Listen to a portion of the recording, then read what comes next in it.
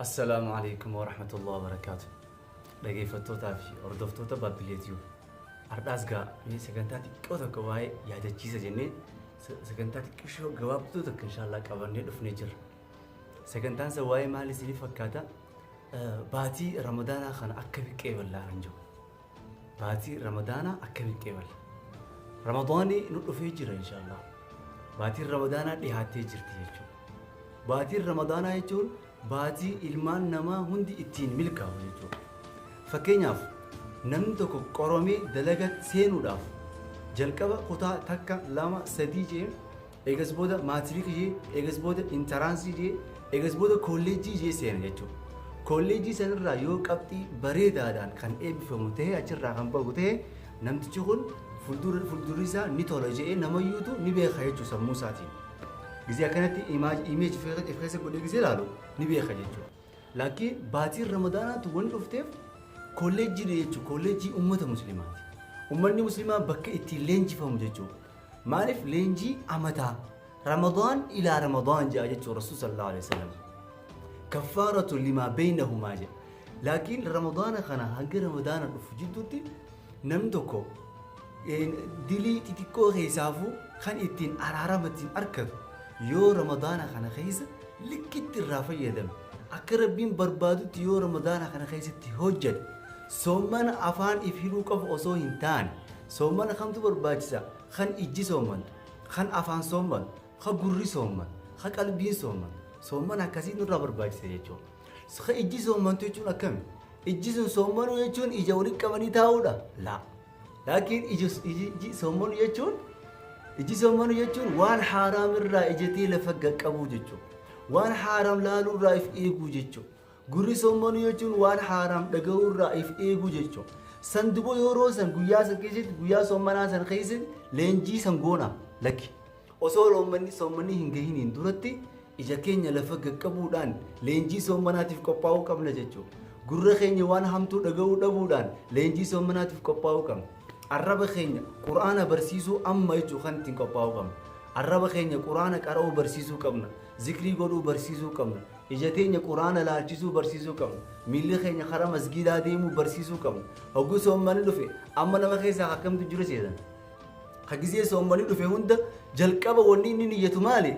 Yooma tororraa kan karoora kaayyatee jiru jechuudha. Osoo soommanni hin gahin arranii tororra baruun irrafa guyyaa kaanii tororra guyyaa kaanii irrafa jaa. Soommanni kan dhufeef halkan qaxaraa buluudhaaf miti. Soommanni kan dhufeef halkan qaxaraa bultee guyyaa guutuu hirribaan dabarsuudhaaf miti. Guyyaa halkan goone halkan guyyaa godhuudhaaf miti sochii soommanni kan dhufu.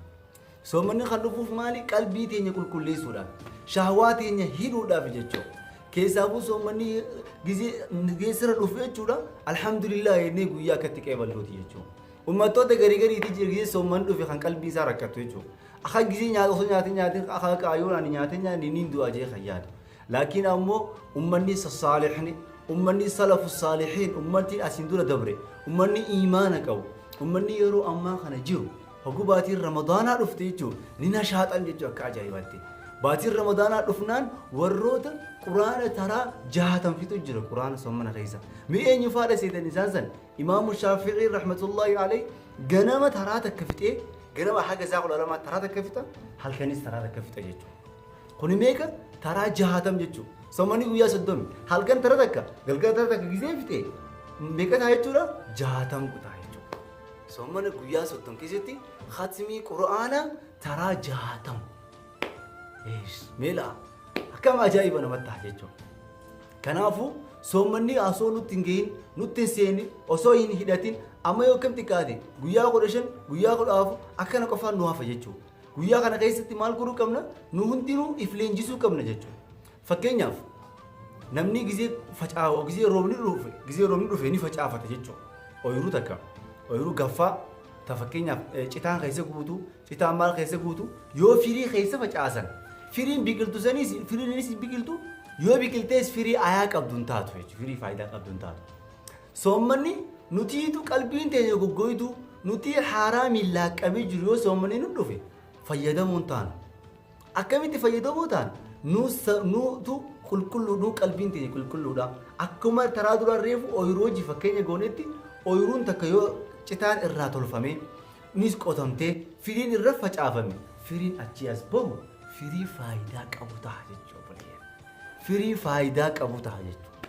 Firii akka gaarii nama gammachiisu ta'a jechuudha.